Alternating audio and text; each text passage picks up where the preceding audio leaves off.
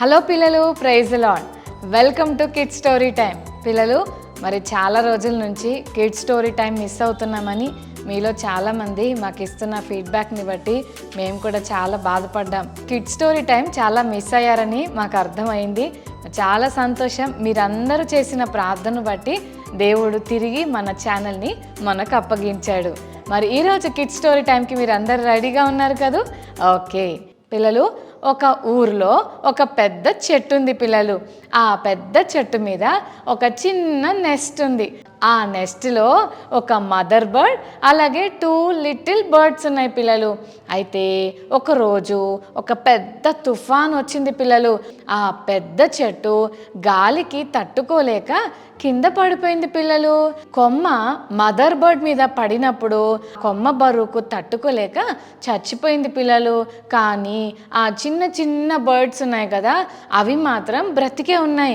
గాలి విపరీతంగా రావటం వల్ల ఆ గాలికి ఒక చిన్న బర్డ్ ఏమో కొట్టుకుంటూ ఒక చోటుకి వెళ్ళిపోయింది పిల్లలు. ఎక్కడికి వెళ్ళింది అనంటే ఒక గుహలోకి వెళ్ళిపోయింది.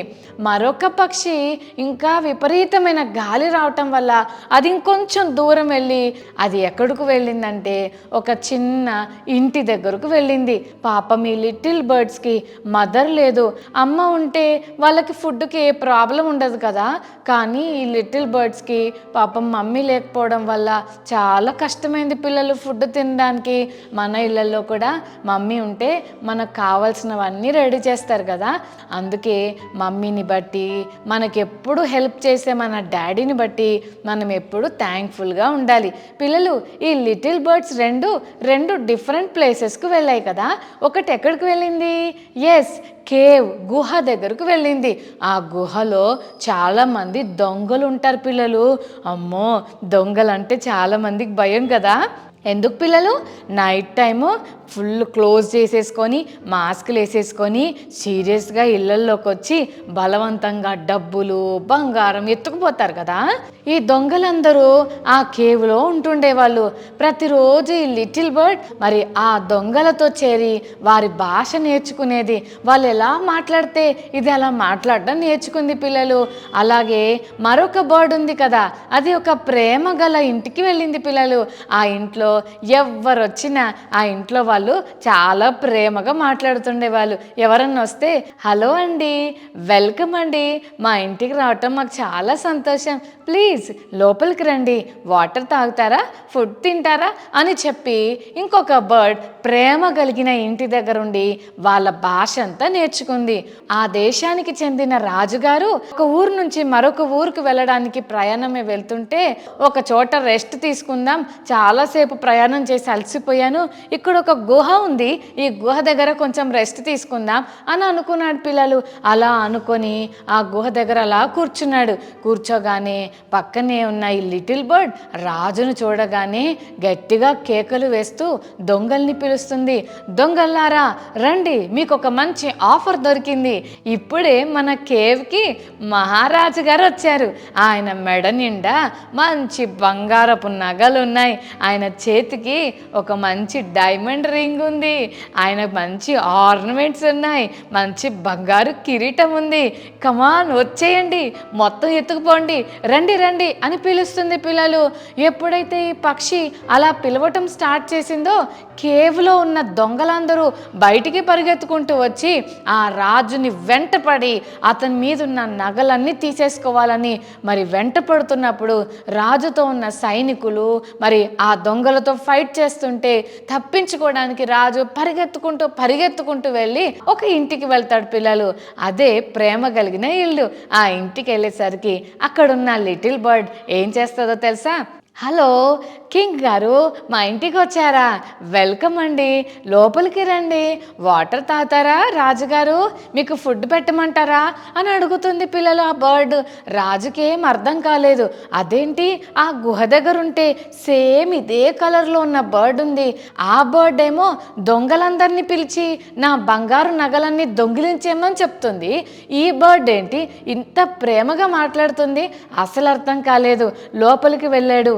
ఆ ఇంట్లో వాళ్ళు చాలా ప్రేమగా రాజును ఇన్వైట్ చేసి భోజనం పెట్టి మంచినీళ్ళు ఇచ్చి ఆ రాజును చాలా ప్రేమగా చూసుకున్నారు.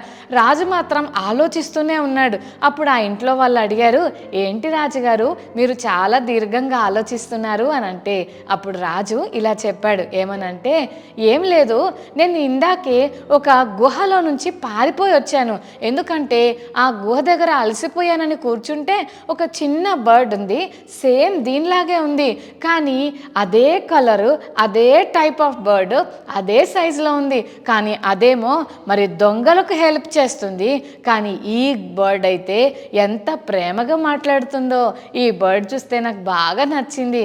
అసలు ఈ రెండిటికి ఇంత డిఫరెన్స్ ఏంటి అని ఆలోచిస్తున్నాను అని చెప్పాడు పిల్లలు. అప్పుడు ఆ ఇంట్లో వాళ్ళు అన్నారంట, రాజుగారు మరి విషయం ఏంటంటే ఈ రెండు బర్డ్స్ బ్రదర్ అండ్ సిస్టర్ అండి. అయితే ఒకే నెస్ట్లో నుంచి వచ్చినవి, కానీ ఆ గాలి తుఫాను వల్ల ఒకటేమో ఆ కేవ్ దగ్గరకు పోయింది, ఇంకొకటేమో మా దగ్గరకు వచ్చింది. కేవ్ దగ్గరకు వెళ్ళి దొంగలతో ఫ్రెండ్షిప్ చేసిన బర్డ్ దొంగల లాంగ్వేజ్ నేర్చుకుంది, మాతో ఫ్రెండ్షిప్ చేసిన బర్డ్ మా లాంగ్వేజ్ నేర్చుకుంది. ఇది just the matter of friendship రాజుగారు. ఎవరితో సహవాసం చేస్తే వాళ్ళలాగా మనం మాట్లాడతాం కదా, అందుకని తన ఫ్రెండ్షిప్ అలా ఉంది కాబట్టి తన మాటలు అలా ఉన్నాయి, దీని ఫ్రెండ్షిప్ ఇలా ఉంది కాబట్టి తన మాటలు ఇలా ఉన్నాయని చెప్పాడట. నిజమే కదా పిల్లలు, మనం ఎవరితోనైతే ఫ్రెండ్షిప్ చేస్తామో వాళ్ళ ఇన్ఫ్లుయెన్స్ మన లైఫ్లో చాలా పడుతుంది. మన మమ్మీ మన డాడీ ఎంత ప్రేయర్ఫుల్ అయినా మన ఫ్రెండ్స్ సరిగా లేకపోతే, వాళ్ళ లాంగ్వేజ్ సరిగా లేకపోతే ఖచ్చితంగా ఆ బ్యాడ్ లాంగ్వేజ్ మనకు కూడా వచ్చేస్తుంది. దానివల్ల మన క్యారెక్టర్ పాడైపోతుంది. అందుకని ఫ్రెండ్స్ని చూస్ చేసుకునేటప్పుడు చాలా వైజ్గా ఉండాలి. ఓకేనా పిల్లలు? బైబిల్ గ్రంథంలో ఇశ్రాయేలు రాజు, యూదా రాజు అని ఇద్దరు రాజులు ఉన్నారు. యూదా రాజు పేరు యెహోషాపాతు, ఇశ్రాయేలు రాజు పేరు ఆహాబు. అయితే ఇశ్రాయేలు రాజైన ఆహాబు దేవుని బిడ్డే, కానీ దేవునికి ఇష్టం లేని పని చేస్తూ యేసు ప్రభును తెలియని ఒక వ్యక్తిని పెళ్లి చేసుకున్నాడు. ఆ ఆంటీ పేరు యెజబెల్. ఆమెను ఎప్పుడైతే క్వీన్గా యాక్సెప్ట్ చేశాడో ఆంటీ హృదయంలో ఉన్న ప్రతి బ్యాడ్ హ్యాబిట్స్ అన్నీ కూడా మరి ఆహాబ్ అంకుల్కి అంటించి ఆ రాజ్యం అంతా కూడా ఆంటీ చేస్తున్న బ్యాడ్ పనులన్నీ కూడా అందరితో చేపించడం మొదలుపెట్టింది.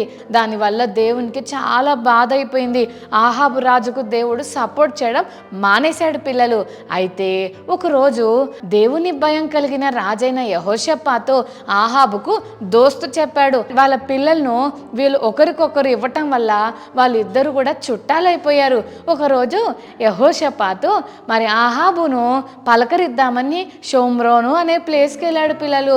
ఎవరైతే బ్యాడ్ ఫ్రెండ్స్గా ఉంటారో వాళ్ళకు మనం ఎంత దూరంగా ఉంటే అంత మంచిది. కానీ ఆహాబు రాజుతో ఫ్రెండ్షిప్ చేద్దామని యెహోషాపాతు కొంచెం సేపు అతనితో గడుపుదామని వెళ్ళాడు పిల్లలు. ఆహాబు రాజు అన్నాడు, మనము రామోత్ గిలాదు వారితో ఫైట్ చేద్దామా, నువ్వు కూడా నాతో వస్తావా, మేము యుద్ధం చేయడానికి వెళ్తున్నాం, నువ్వు కూడా రా అని పిలిచాడు పిల్లలు. అప్పుడు యెహోషాపాతు రాజు అన్నాడు, ఓకే నేను కూడా మీతో పాటు వస్తా, యుద్ధం చేయడానికి మీకు నేను సపోర్ట్గా వస్తాను, అయితే ఒక మాట అన్నాడు. ఏంటబ్బా అని ఆహాబు రాజు అడిగితే, మనము నిజంగా అక్కడికి వెళ్ళినప్పుడు దేవుడు మనకు విజయం ఇస్తాడా లేదా మరి దేవుని దగ్గర మనం తెలుసుకోవాలి కదా. కాబట్టి యెహోవా ప్రవక్తల్లో ఎవరైనా ఉంటే రమ్మనండి, వాళ్ళ దగ్గర మనం ప్రేయర్ చేయించుకుందాం, దేవుడు ఓకే అంటే మనం వెళ్దాం, లేదు వద్దు అంటే స్టాప్ అయిపోవాలి అని చెప్తే ఆహాబు రాజు ఏం చేశాడంటే 400 మంది ప్రవక్తల్ని పిలిచాడు. వాళ్ళకు దేవుని భయం లేదు, దేవుడు చెప్పలేదు, కానీ అబద్ధాలు చెప్తూ వెళ్ళండి వెళ్ళండి, మీరు వెళ్తే మీకు విజయం వస్తుంది, మీరు ఈజీగా గెలుస్తారని చెప్పి అబద్ధాలు చెప్తారు పిల్లలు. అప్పుడు యెహోషాపాతు అంటాడు, వీళ్ళేనా యెహోవా పక్షంగా మాట్లాడటానికి ఒక్కరు కూడా లేరా అని అంటే, అప్పుడు ఆహాబ్ అంటాడు, ఉన్నాడు ఒకడు ఉన్నాడు, ఎప్పుడు చూసినా ఇట్లా చేయొద్దు అట్లా చేయొద్దు, ఇది రాంగ్ అది రాంగ్ అని అన్నీ చెయ్యనీయకుండా మనల్ని ఆపుతూ ఉంటాడు. ఆయన అసలు పిలవటమే నాకు ఇష్టం లేదు అంటాడు పిల్లలు. అప్పుడు యెహోషాపాతు అంటాడు, ఒక్కసారి ఆయన్ని పిలవరా, ఒకసారి ఆయనతో మనం మాట్లాడదాం, ఆయన అడుగుదామంటే అప్పుడు ఆయన వస్తాడు పిల్లలు. ఆయన పేరే మికాయా. ఆయన వచ్చినప్పుడు, మికాయా చెప్పు, మరి మేము వెళ్తే యుద్ధంలో విజయం పొందుతామా అని అంటే అప్పుడు మికాయా అంటాడు, వెళ్ళండి మీకు విజయం వస్తుంది అని అంటాడు పిల్లలు. అప్పుడు రాజు అంటాడు, మికాయా అబద్ధం ఆడొద్దు, నిజం చెప్పు, మాకు విజయం వస్తుందా లేదా అని చెప్తే మికాయా అంటాడు, మీకు విజయం రాదు, దేవుడు మీ పక్షంగా ఉండడు, ఎల్లకండి దయచేసి, దేవుడు మీకు విజయం ఇవ్వడు అని చెప్తాడు పిల్లలు. అప్పుడు ఆహాబు రాజు అంటాడు, చెప్పానా ఇందాకే చెప్పాను కదా, అతను అన్నీ నెగిటివ్గానే చెప్తాడు. వెళ్దామనుకుంటే వెళ్ళొద్దంటాడు, చేద్దామంటే చేయొద్దంటాడు, ప్రతి దానికి నో అనే చెప్తాడు. అందుకే నేను నిన్ను అడగను అని చెప్పి ఆహాబు రాజు అంటాడు, ఇదిగో సైనికులారా, ఈ మికాయాను జైల్లో పెట్టండి, నేను మళ్ళీ వస్తాను, అప్పుడు చెప్తాను ఈయన సంగతి అని చెప్పినప్పుడు మికాయా ప్రవక్త అంటాడు, అసలు నన్ను విడిపించడానికి నువ్వు వెనక్కి వస్తావు కదా, నువ్వు అక్కడే చచ్చిపోతావు అని మికాయా ప్రవక్త చెప్తాడు. అయినా కూడా ఆహాబు మికాయా మాట వినకుండా మొండిగా వెళ్ళిపోతాడు పిల్లలు యుద్ధం చేయడానికి వెళ్ళినప్పుడు ఆ సిరియా రాజు అంటాడు, మనం ఓన్లీ ఇశ్రాయేలు రాజుతోనే యుద్ధం చేద్దాం, ఇంకెవ్వరిని కూడా టచ్ చేయొద్దు అని వాళ్ళల్లో వాళ్ళే మాట్లాడుకుంటారు. కానీ ఇక్కడ ఆహాబు కుయుక్తితో ఒక పని చేస్తాడు. ఏమనంటే, యెహోషాపాతు నువ్వు నా ఫ్రెండ్ కదా, నువ్వు పని చేయి, మామూలు వ్యక్తిలాగా నేను వస్తాను, నువ్వేమో కింగ్ లాగా రెడీ అవ్వు అని చెప్తాడు. పాపం అమాయకత్వంతో యెహోషాపాతు బ్యాడ్ ఫ్రెండ్ చెప్తున్న బ్యాడ్ అడ్వైజులు అమాయకంగా ఫాలో అయిపోయి ఓకే అని అన్నాడు పిల్లలు. నిజంగా కొంతమంది బ్యాడ్ ఫ్రెండ్స్ ఏది చెప్తే అది చేసేస్తూ ఉంటారు. మంచి పిల్లలు మనం అలా చేయకూడదు పిల్లలు. ఎవరైనా మనకి ఏదైనా ఆలోచన చెప్తే అది సరి అయిందా కాదా అని ఆలోచించి చేయడం ఎంతైనా మంచిది. ఆ యెహోషాపాతు రాజులాగా రెడీ అయిపోతాడు, ఆహాబేమో మామూలు వ్యక్తిలాగా రెడీ అవుతారు.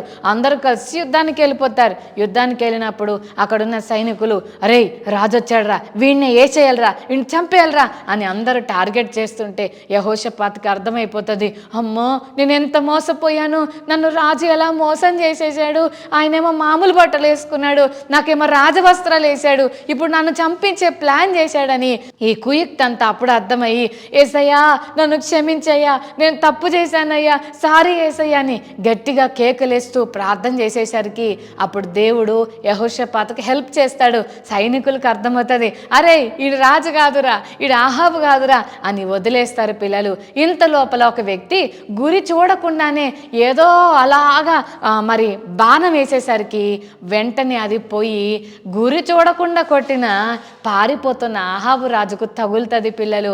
అయ్యో బండి వెనక్కు తిప్పండి, నాకు భయంకరమైన గాయం తగిలింది అని చెబుతుంటే వెంటనే ఆ బండి రథం వెనక్కి తీసుకువెళ్తుంటారు. దారిలోని ఆహాబు చనిపోతాడు. మికాయా ప్రవక్త చెప్పినట్లుగానే ఆహాబు చనిపోతాడు పిల్లలు. ఎంత సాడ్ థింగో కదా. మన ఫ్రెండ్షిప్ సరిగ్గా ఉంటే మనకు అపాయాలు రాకుండా ఉంటాయి పిల్లలు. మంచి ఫ్రెండ్షిప్ ఉంటే మన లైఫ్ మంచిగా ఉంటుంది. బ్యాడ్ ఫ్రెండ్షిప్ చేస్తే ఆ బ్యాడ్ ఇన్ఫ్లుయెన్సెస్ మన లైఫ్లో ఎప్పటికీ ఉంటాయి.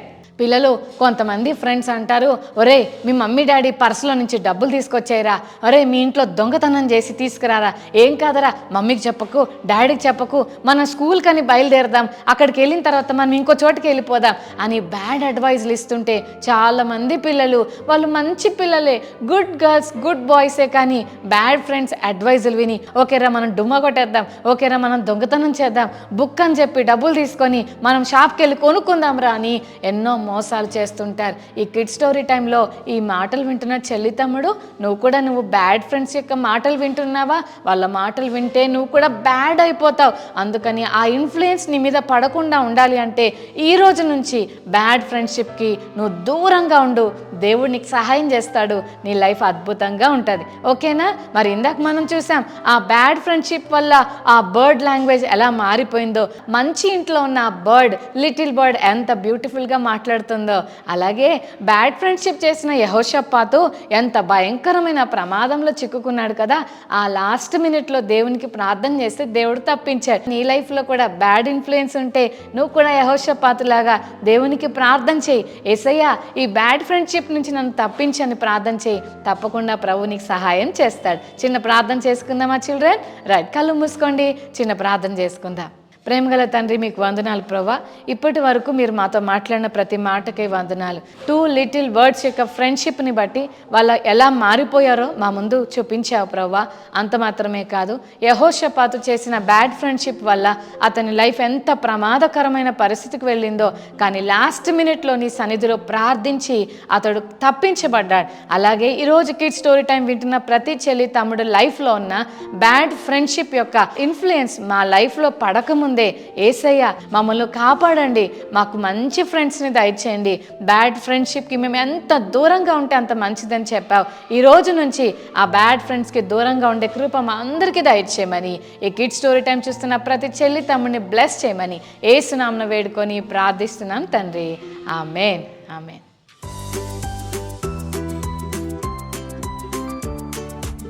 ఓకే చిల్డ్రన్, మరి ఈరోజు మెమరీ వర్స్ నేర్చుకుందామా? 1 కొరింథీ 15:33, 1 Corinthians 15:33. మోసపోకుడి, దుష్ట సాంగత్యం మంచి నడవడిని చెరుపును. మరోసారి నేర్చుకుందామా? 1 కొరింథీ 15:33. మోసపోకుడి, దుష్ట సాంగత్యం మంచి నడవడిని చెరుపును. 1 కొరింథీ 15:33. Okay children, God bless you.